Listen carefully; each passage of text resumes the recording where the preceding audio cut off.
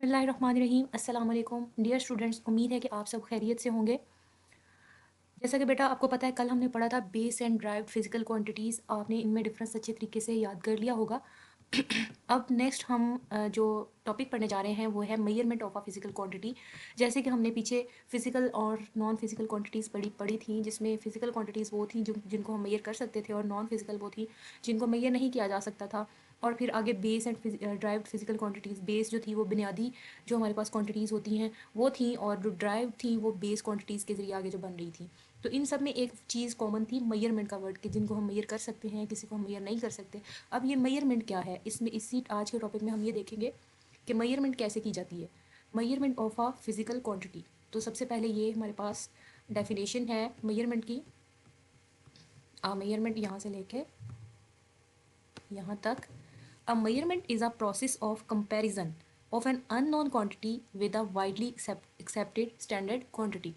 Measurement क्या है? Measurement एक क्या है? प्रोसेस, एक तरीका है, एक अमल है, ऑफ कंपैरिजन, कि जहाँ पे हम मुवाजना करते हैं, ऑफ एन अननोन क्वांटिटी, एक ना पता होने वाली चीज़ का, with a widely accepted standard quantity, यानी स्टैंडर्ड क्वांटिटी के साथ जो वाइडली एक्सेप्टेड है, यानी हर बंदा उसको एक्सेप्ट करता है। इसकी आप जो मिसाल है, कॉमन एग्जांपल जो आपको समझ में आएगी इसकी मेजरमेंट की बात, कि क्या है, कि एक किसी दुकान पे जाएं हम, तो वहाँ पे 1 किलो का एक बट्टा होता है, ठीक है। वो सबके लिए एक्सेप्टेड है कि आप जहाँ भी चले जाएं, उसको मुल्तान ले जाएं, उसको लाहौर ले जाएं, तो वो किलो हर किसी को पता है कि ये किलो इतना ही है। अब क्या होगा कि अब अगर हमने कोई चीज़ 1 किलो मैयर करनी होती है, तो हम क्या करते हैं, एक साइड पे वो बट्टा डाल देते हैं, और साथ में हमने जो चीज़ मैयर करनी होती है, फॉर एग्जांपल कोई सब्ज़ी है, जैसे गाजरें हैं, एक साइड पे गाजरें डाल देंगे, और ये गाजरों का वज़न हमें नहीं पता, ये क्या है, हमारे पास अननोन क्वांटिटी है। तो गाजरें जो हैं वो अननोन चीज़ का कंपैरिजन कर रहे हैं उस पत्थर के साथ, उस बट्टे के साथ, जो कि 1 किलो का है। तो हम क्या करते हैं, हमें पता है कि वो बट्टा 1 किलो का था, तो उसको हमने जो है वो अननोन क्वांटिटी यानी गाजरों के साथ कंपेयर किया, तो हमारे पास एक मेजरमेंट आ गई कि ये चीज़ कितनी है, 1 kg है। यानी हमने इसको एक एक्सेप्टेड स्टैंडर्ड क्वांटिटी के साथ कंपेयर किया, ठीक है। तो ये सबसे पहले जो है वो मेजरमेंट की डेफिनेशन है, इसको हमने अच्छे से करना है। नेक्स्ट हमारे पास दी गई है, तो इस एक्टिविटी में ये कहा जा रहा है कि अगर हमने किसी भी वाइट बोर्ड की लेंथ फाइंड करनी हो हाथों के ज़रिए देखना हो कि ये कितने हाथ लंबा है, तो हम क्या करेंगे कि डिफरेंट बच्चों को हम भेजेंगे कि वो लेंथ फाइंड करें। अब देखें, हर किसी की लेंथ डिफरेंट आएगी, क्योंकि हर किसी के हाथ का साइज़ जो है वो डिफरेंट है। जिसकी हाइट छोटी है तो उसके उसके हाथ का साइज़ जो है वो छोटा होगा, और उतने ही हाथ उसके ज़्यादा मतलब लेंथ आएगी। और अगर किसी का हाथ लंबा है तो वो उसकी वैसे ही कम आएगी, ठीक है। तो यानी डिफरेंट लेंथ जो है ना वो वेरी करेगी। इसमें हमारे पास कन्फ्यूजन रहेगी, ठीक है, कि हमें एग्जैक्ट पता नहीं चलेगा कि वाइट बोर्ड की लेंथ कितनी है। अब वो आगे कह रहे हैं, in the early days people used to measure length using hand और आर्म, फुट और स्टेप्स। वो कह रहे हैं कि अर्ली डेज़ में जब हमारे पास कोई भी इस तरह का स्टैंडर्ड स्केल नहीं होता था, तो तब लोग लेंथ कैसे मेयर करते थे? अपने हाथों से, अपने बाजुओं से, अपने पैरों से, अपने स्टेप्स के साथ। तो इसी तरह से वो फाइंड करते थे। This measurement may result in confusion as the measurement of different people may differ from each other because of different sizes of their hands, arms और स्टेप्स। वही बात कि किसी का हाथ छोटा हो सकता है, किसी का बड़ा हो सकता है, किसी के बाजू लंबा है, किसी का छोटा है।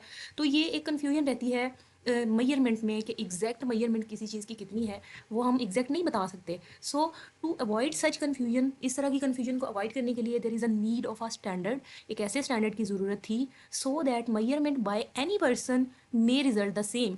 तो वो कह रहे हैं कि हमें ऐसे स्टैंडर्ड की ज़रूरत थी कि उस मेजरमेंट को कोई इंसान भी करे, बेशक उसके हाथ का साइज़ या उसके बाजू का साइज़ जितना भी हो, लेकिन वो इस तरह का एक स्टैंडर्ड सेट होना चाहिए कि वो सबकी लेंथ जो है ना वो सेम आए। This standard of measurement is known as unit. तो फिर उस स्टैंडर्ड को उन्होंने यूनिट का नाम दिया, ठीक है। ये आगे एक बात है कि measurement consist of 2 parts. Measurement जो होती है वो 2 पार्ट्स पे कंसिस्ट करती है, a number and a unit. एक हमारे पास नंबर होता है और एक यूनिट होता है, ठीक है। Measurement without unit is meaningless. तो ये दो बातें हैं, एक तो ये कि 2 पार्ट्स पे होती है, एक तो नंबर होता है और दूसरा यूनिट होता है। नंबर जो है वो यूनिट के बगैर मीनिंगलेस होता है। फॉर एग्जांपल हम कहते हैं कि 50 जो है ना, 50 kg है कोई चीज़, कोई नंबर 50 kg है। जब हम 50 kg कहते हैं तो हम उसको एक एग्जैक्ट उसका पता चल जाता है कि चीज़ वाकई कितनी है। इसके अलावा अगर हम सिर्फ 50 कहेंगे, एक सिर्फ नंबर कहेंगे, यूनिट साथ में नहीं कहेंगे, तो फिर वो 50 ग्राम्स भी हो सकती है, 50 किलो भी हो सकती है, टन भी हो सकती है, 50 मन भी हो सकती है। तो हमें पता नहीं चलता कि वो चीज़ क्या है। तो इसके लिए दो चीज़ें ज़रूरी हैं, नंबर और यूनिट। तो जब आपने ये मेजरमेंट की डिफ़ाइन लिखनी है और साथ में ये दो चीज़ें भी ज़रूर लिखनी है कि ए नंबर एंड यूनिट जिसके साथ कंसिस्ट करता हो, उसको हम कहते हैं कि इस तरह से मेजरमेंट की जाती है। ठीक है, ये चीज़ें आपने साथ ज़रूर लिखनी है दोनों। उसके बाद है not very far in the past. अगर वो कह रहे हैं कि माजी में ज़्यादा दूर ना जाए, every country in the world had its own units of measurement. कि हर कंट्री के जो हैं वो अपने यूनिट ऑफ मेजरमेंट्स थे, वो चीज़ों को मैयर करने के लिए डिफरेंट यूनिट्स यूज़ कर रहे थे।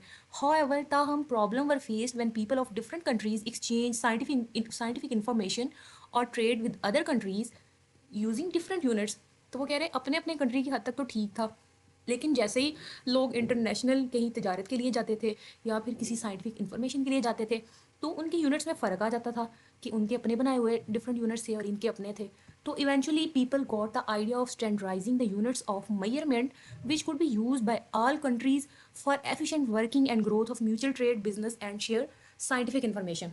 तो किस चीज़ की ज़रूरत पेश आई कि इस तरह के हमारे पास स्टैंडर्ड यूनिट होने चाहिए, जो कि मेजरमेंट के स्टैंडर्ड यूनिट होने चाहिए जो कि सारे कंट्रीज़ में इक्वली उसको मतलब इक्वली उसको मेजर किया जा सकता है। ठीक है, तो इसके लिए हमारे पास एक ऐसे हमारे पास यूनिट्स की ज़रूरत पेश आई जिसको हमने फिर आगे नाम दिया इंटरनेशनल सिस्टम ऑफ यूनिट्स। तो ठीक है बच्चों, कल हम आज का लेक्चर यहीं तक रखते हैं। उसके बाद कल हम पढ़ेंगे इंटरनेशनल सिस्टम ऑफ यूनिट्स, और इसमें नेक्स्ट हमारे पास इंटरनेशनल सिस्टम ऑफ यूनिट्स क्या होता है, इसमें बेस यूनिट्स कौन से हैं और ड्राइव यूनिट्स कौन से हैं। ये कल का पूरा टॉपिक हम ये वाला करेंगे। और आज के लिए आप इतना ही रखिए, इसको मेजरमेंट को समझें, इसको कि किस तरह से की जा सकती है। सबसे पहले ये डिफ़ाइन हम इसकी करेंगे और साथ में ये वाली इसकी चीज़। ठीक है, ये था जी आज का लेक्चर। इसको समझिए, इसको रीड कीजिए अच्छे तरीके से, और फिर हम कल पढ़ेंगे international system of units. Okay जी, अल्लाह हाफिज़।